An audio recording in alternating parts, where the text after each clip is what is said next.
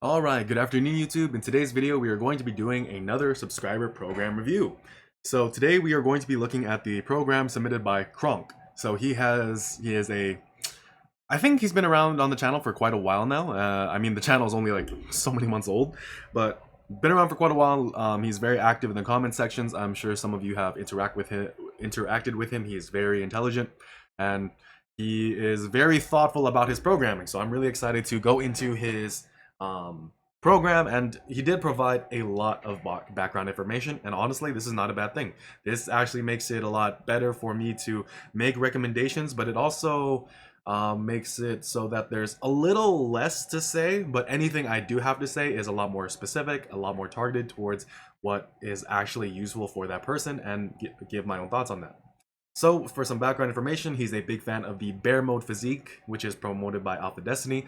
So if you have been exposed to Alpha Destiny for quite a while, you know that bear mode is something that he's advocated for quite a long time. And another thing that he's advocated for is this mentality of naturally enhanced, which is how do you make a natural physique look enhanced? And the way that he decided was forearms, traps, neck. I think traps takes the place of our back, but I don't know if I mentioned that already. And I think calves are involved in there. There's 5 muscle groups that he really wants you to focus on for you to look naturally enhanced. I think shoulders is another one. So really it's just about building the yoke. So I actually think he mentions it here. And then glutes. Okay, cool. So yeah, they're all mentioned there. Upper traps, delts, forearms, triceps, glutes. Yeah. So, and then he mentions that there are some aesthetic illusion techniques that you can do, part of which is like growing a beard.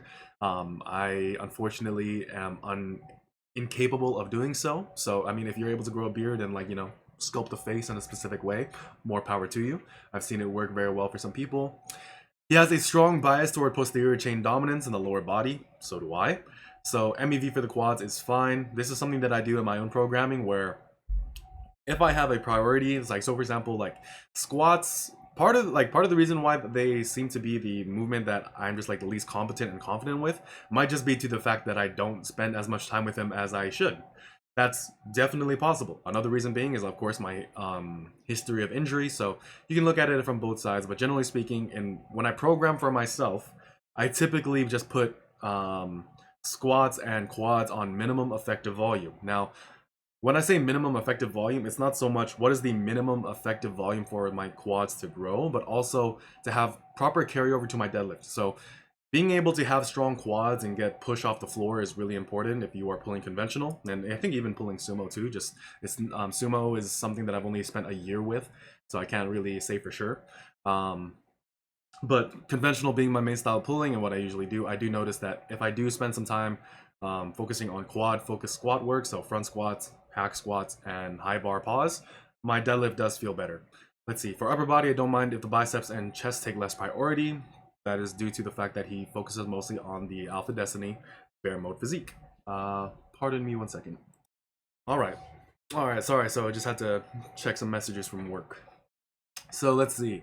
The goals surrounding his program is size and overall health. So strength is not going to be, and strength. So this, I had a conversation with a friend pretty recently. So this is a bit of a tangent, but we discussed strength, and in the context that we were talking about, it was like, you know, pro bodybuilders and how much they were lifting and stuff like that, but and also just like how to apply that to other people. So I truly believe that regardless of your training method, regardless of your goal, you have to get stronger. Now, strength is going to vary. It's not going to be limited to your squat, bench, and deadlift, at least not the competition variations of those lift.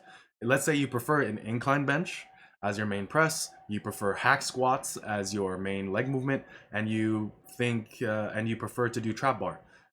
Regardless of your goal, you need to get all 3 of those much stronger over time, and then you will get bigger. So strength here is not the main goal. However, it should be expected that there is a progression in which you develop or where you accumulate more training stress over time, whether through volume or through intensity, and of course through both as time goes on, because you can only do one or the other for so long. Let's see. Incorporating daily mobility work and cardio of some sort almost every day. That's good. HIIT on Saturdays only since the gym isn't needed for it, and Sunday serves as a complete rest day. Let's see. A lot of stabilization work is taken away with my parameters. So one thing to take into consideration with Kronk's programming is the fact that he has a medical condition that limits his exercise selection due to the nature of his condition. Certain movements just aren't really safe for him, but the fact that he's able to kind of push through that, adapt his training to his limitations, and essentially break through them, that's deserves all the amount of respect that we can give. So props to him. Grip training is incorporated to compensate for limitations while justifying frequent strap usage without a downside. Good. So this is dipping into, like, the straps and the grip kind of debate. And generally speaking, grip is going to become a limiting factor on certain lifts. So grip work, I do think, is very important, and grip training is very important to kind of differentiate between grip training and forearm training. They're actually pretty different. So that's worth noting. Dynamic double progression is the strategy of this program because maintaining more time with less weight modifies the strength curve and aligns with my limitations. Yes, that's really good. And also you won't be running into a wall nearly as quickly. That's what he mentions. That's kind of what that is about. He splits up between unilateral and bilateral days. That's an interesting split. It is an upper lower, but he also does it through unilateral and bilateral movements. But like I said, it's due to his limitations and due to his circumstances. And that already provides it a good reasoning for it to be the way that it is. So let's get actually into the program. So I kind of move things around just so that way it's a little easier to read, or at least easier to present. I had no problems reading it. So let's see, 4 sets of 5 to 8 reps, landmine chest press. So this is going to be a replacement for the incline bench since he can't do dumbbells or barbells. So I do like this movement. This is a movement that you definitely get a lot of you get a lot of tension on the pec, especially the upper pec. As far as the replacement goes, I think it is a good replacement. One thing I would personally do in this case is I actually would prefer something like maybe a body weight movement, like push-ups or dips, but that is a personal preference. So let's say you were to do your feet elevated on like a box or a bench, that can prioritize the upper pec, and also it is safer because like now the load is just your body weight. Now you can add weights such as a weighted vest or a weight plate like in a ruck, but that's just something I would bias towards. Now the issue with that is obviously a landmine, you can load it more, like generally speaking. However, if you consider, like, I don't know the setup of your gym, but you would need to kind of set it up in a way where the landmine is starting in a position that is already closer to the position you're going to get it into when it's right here. So if you have a setup in your gym where, you get like a tall plyometric box and you put it on there, and when you add plates, you're able to just kind of go from here to here into the starting position, that can be good. But the thing is, otherwise you're going to have to, bring it up from the floor, kind of gerrymander it up into the starting position, and then go from there. So from a setup perspective, you are going to be looking at kind of like 2 different things. So pick your poison. He's picked the landmine chest press, and this is a good movement. T-bar rows, great movement, 4 sets of 6 to 10. I do like this rep range. I think T-bar rows, I think the lowest you should do, I think 5 reps is the lowest you should ever do on rows in my opinion, just because I don't really see the value in max effort rowing. I think there's too much of a risk there, and honestly the rows just act better as a developmental exercise. So 4 sets of 6 to 10 is perfect for the T-bar row. That's usually what I've done. Hammer strength press, or so hammer strength, like those machines are plate loaded, and I have that in my gym as well, so this is a good machine. Do you like how it feels? 3 sets, 8 to 12, and then lat pull down Eugene Tao. Like, I've heard it's set as Tao, but it's spelled like Tio, so.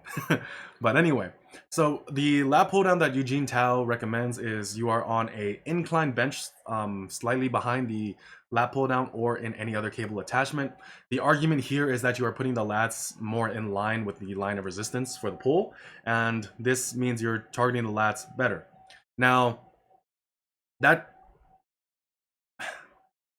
you could be targeting the lats better, but if you are doing so at the cost of tension and the stimulus that you're actually putting on the lats, I don't think it's necessarily worth it. So if you look at it like this, right? let's say um, in just a regular lat pull down, but you're able to use a lot more tension, you're able to get a lot more reps. So let's say you're using like 160 for 10. Even if, let's say, it's 80% effective, if you were to do the way that he recommends you do, you probably would use maybe 50% of the weight, but it's targeting the lats better. So which one are you getting more stimulus and tension out of? Like that's something that needs to be kind of addressed when it comes to these types of movements. Now, my full thoughts on this have yet to be like fully finalized, but this is just something that I would like to think about and present to you as kind of a just something to take into consideration. But generally speaking, I do know I have experimented with the movement and talked to friends about it as well, and they do feel it. But like I said, I usually feel like I'm getting a sensation in as a trade-off for actual tension. So that's something worth noting. And then you superset this with trap bar shrugs. If the gym doesn't have a trap bar, I'll just use the Smith machine, and I think this is a great superset. I do think that the Eugene Tao style, especially, it does target the outer and lower lats more so than the upper lats or the upper back. So then having trap bar shrugs here is good. And then he has a grip superset. So neutral grip push-ups. So I'm glad that push-ups are here. Standing cable pullovers. So which is a straight arm pull down. I added in that note because I was just kind of confused what a standing cable pullover was. I've only heard it called a pull down. So that's my fault there. But this is a good superset. You know, chest and back superset. I'm a big fan of chest and back supersets. So 3 sets, 1 rep in reserve. So you're going just 1 rep shy of failure, and then 12 to 15 for cable pullovers. And then you do a giant set, easy bar reverse curl, easy bar spider curl. So just to target both the forearms as well as the actual bicep. 1 rep in reserve prone Y raise, 1 rep in reserve pro rear delt raise. So these movements are for rear delts and shoulder stability, and they're supersetted with the biceps. One adjustment I would consider making is, let's see, I would honestly put like, I mean, 8 to 12, 10 to 15. I think that's okay because what's probably happening in there is that on one movement, you reach failure in the 8 to 12 rep range, and then for the other one, you reach it in the 10 to 15. One thing I would honestly do is I would actually put the shoulder and rear delt work in between each one just to give the biceps a little bit of time in between to actually like kind of rest a little bit, and you're able to put a little bit more effort into the movement. That's something I've done personally. Whenever I have to do something like this, I just prefer to put something in between, just so that way it's not just back-to-back biceps. But that's a personal choice there. Another giant set, 8 to 12, 4 sets of 8 to 12, then face pulls using the same attachment. I love that. I do that personally. And then followed by grip work. So finger curls, plate pinches. Let's see. 4 sets of 15 to 20 neck circuit, and then I think he also supersets it with shrugs. So if you were to superset it with shrugs, because like he messaged me about this, if you were to superset it with shrugs, the question I would ask is, why do you need to shrug twice in a workout? And then also, let's see, with the giant set, I do think the giant set of overhead cable extensions and face pulls with the grip work is good. Now, so one thing I'm going to say, right? This is a lot of volume. Now, given your limitations and given the adjustments you've had to make, given your circumstance, I apologize for using the word limitation. Like, it's like, I don't mean it in any type of demeaning way. I hope it's not coming across that way. It's just like your circumstance, right? We're all limited in some way. We're all human. Humans are limited, so everyone's limited. But anyway, due to your circumstance, I would consider cutting, like, if you don't want to cut down on the number of exercise selection, I would consider doing a split in which you're able to just spread it out a bit better. So, you know, distribute it throughout the week, or I would just cut down these sets. One thing you can do with these giant sets is, you know, cut them in half set wise, but take them much closer to failure.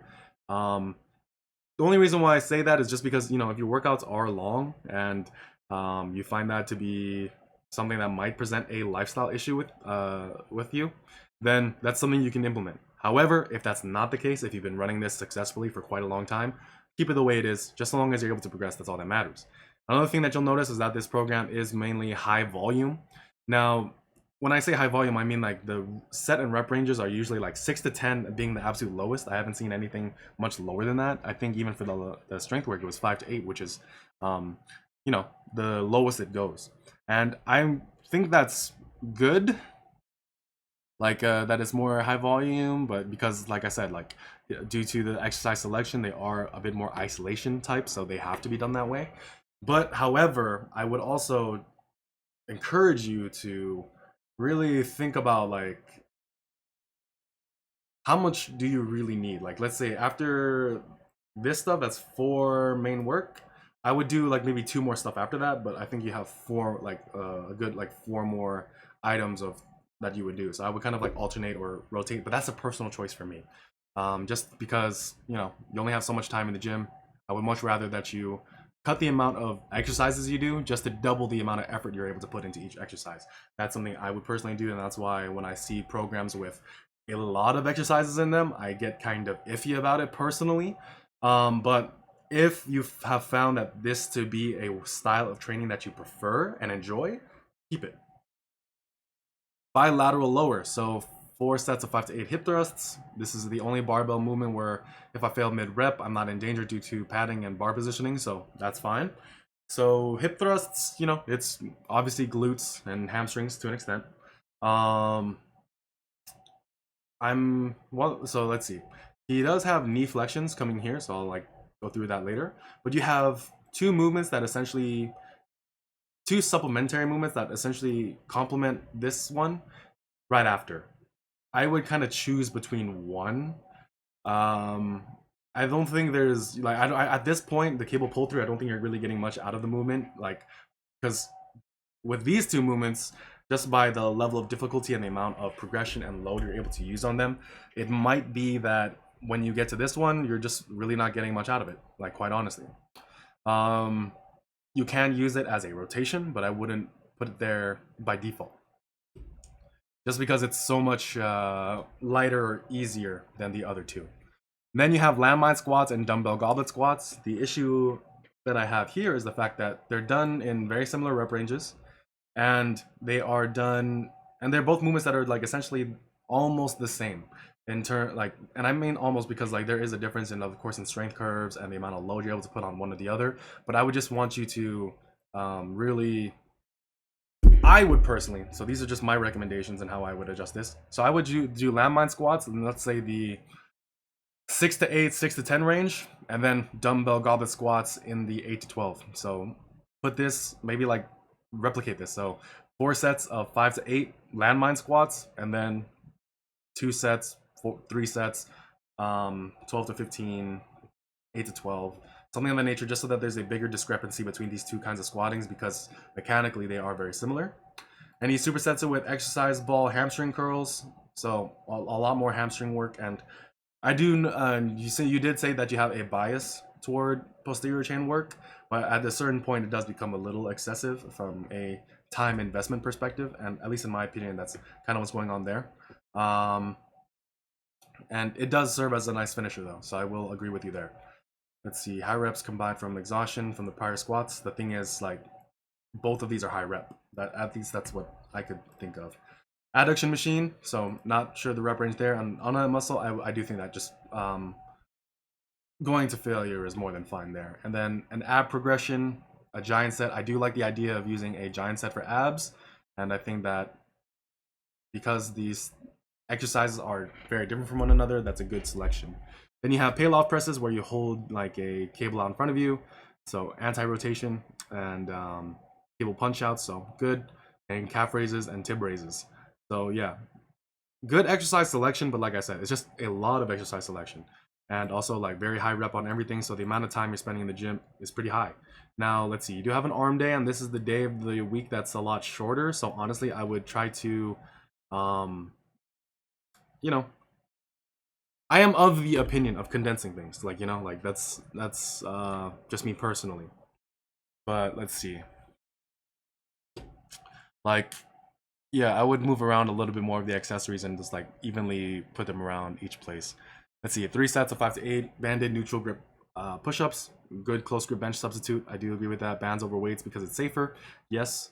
And then superset it with chest supported machine row. I like this a lot. Let's see. I think that this should be like the train of thought that you should have on your upper day. Then rolling dumbbell extensions, so this is for the triceps, and then cable rows. I do like supersetting movements like this. So for example, like a bench press and a curl, a row and a tricep extension.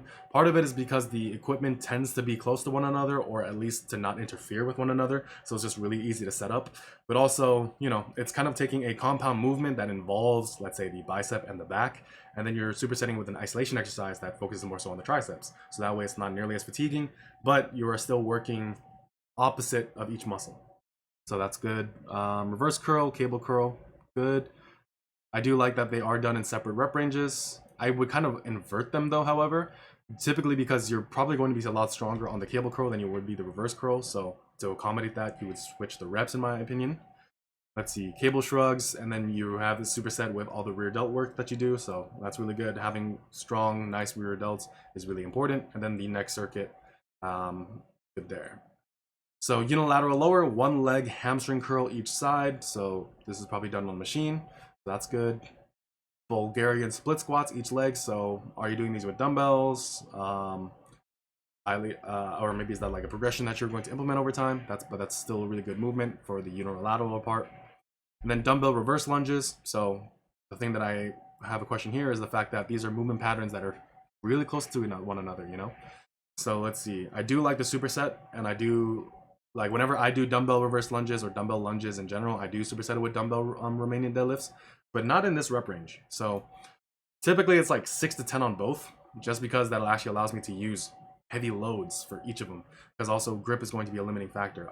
I am of the opinion and bias of using a more efficient loading method, so just using heavier weights. You know, if you use heavier weights, you can do a little less reps. Obviously you don't want to take that to the extreme and think to yourself, oh, 1 rep is enough, but obviously like that's an irresponsible application of what I'm trying to say. But that's not what you're doing here. And yeah, I would just kind of like maybe cut these down in half at least, and then up the weight a little bit, because you know this is anywhere between like 30 something reps and 40 something reps, 40 plus, and that's a lot of reps, you know. Even like on that high, I know hypertrophy occurs in a range, but even then, like the most I would go above is 20. So that's another reason why 6 to 10 on both movements is good, because at the minimum you're doing 12, at most you're doing 20, and that's kind of well within that hypertrophy range. At least that's efficient, I would say. Single leg hip thrust each side, so probably with a dumbbell on his hips. At least that's how I would do it. And then another giant set. Yeah, I would just cut down the volume, do an exercise rotation. You know, if trying to hit every single muscle is a priority in your training, I would kind of have 2 different weeks where, like, let's say you have 3 main exercises, 2 accessories, or 3 and 3, and then you have week A and week B, and then the accessories alternate between each one rather than having them all be on the same day. I would kind of prefer that, just so that way you're not like, you know, getting a bunch of junk volume, just because as human beings we have a limited amount of time and energy. I would much rather that energy be put into each exercise with a higher intention. So that would be my recommendation there. 1 arm landmine press. So this variation is more side delt focused, but it also takes the place of, let's say, a single arm press, like a shoulder press. 1 arm barbell row, Meadows row each side, so that way you are now changing the way that you pull. So with the 1 arm barbell row, you're tucking your elbows into your side as you would in a regular row, but then on the Meadows row, you're, rest in peace to John Meadows, you are flaring your elbows out to hit the rear delts and traps a bit better. Seated cable press. Seated cable press. He might have a machine in his gym that does that, but I don't have that in my gym, so that's why I kind of got taken aback by it. But good movement. Superset with lat pull-ins each side. So yeah, like provide resistance on the same direction of the same direction lat muscle fibers run. His programming is very well thought out. There's a reason behind everything that he does, and that's good. I do think that is respectable and admirable in your programming, and it should take place in the thought process of your training. However, I do think that if it comes at the cost of, like I said, actual tension and stimulus, there might be other ways that you can better spend your time. Then you do a giant set of incline dumbbell curls, hammer curls, and seated overhead dumbbell extensions, and then the shoulder work. Honestly, I would just do one shoulder work exercise, and like I said, put it in between. So do incline dumbbell curls, followed by incline dumbbell overhead extensions. Then you do, like, let's say, seated rear delt flies, and then dumbbell hammer curls. I would do that personally, just because you're hitting the rear delts very frequently in the program. So the fact that you need to do a giant set every time you do it, I would think is unnecessary because of the sheer frequency of how often you're hitting it. Then you do 4 sets. So 4 sets for 15 to 25. That's 100 reps at most. So that's a lot of reps to be doing, and not against it. Like I said, the issue here is, like, how can, like, if you, I personally couldn't be consistent with training like this, having this many exercises for this many sets and this many reps. But if you can, then more power to you. The most important thing is not what I think, but what works for you.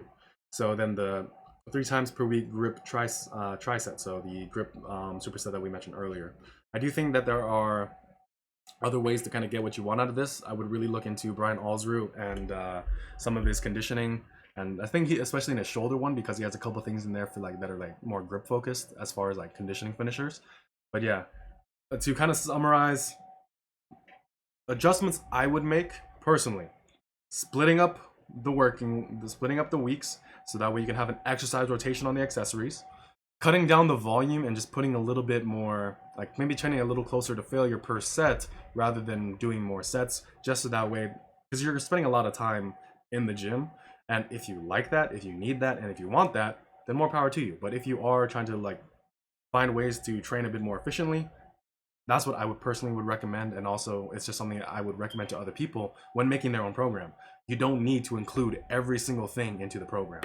You can, or at least into the same week. This is where a little bit of conjugation and exercise rotation can be really useful. So that's something I would recommend, just because these workouts can get pretty long and they are very high volume. Like, with the exception of the first movement, everything is done with a really high amount of reps, and then they're usually done in supersets and giant sets, and I'm a fan of those. When I program for myself, it's very similar to that. Most of my training is either a superset or a giant set. However, I only do, like, 4 exercise pairs at most, and I'm still able to kind of hit almost everything that I want to, just because, you know, when you do it in a superset and giant set fashion, you should be able to do so. So I think that there are more efficient ways to go about this, but like I said, the most important thing with programming, especially for programming for yourself, is consistency and effort. If you are consistent with this, and if you are able to apply effort and progress, who cares what I say, who cares what I think? But that is my thoughts on your program. I really appreciate all the input and all the thought process you put behind it. So thank you so much, like, for sending this to me. It was very interesting to get into the thought process you have with a lot of your movements. I hope you were able to find this feedback useful and insightful. And yeah, have a great day. Peace. Like, comment, subscribe if you're not subscribed already. Yeah. I don't know this YouTube thing yet.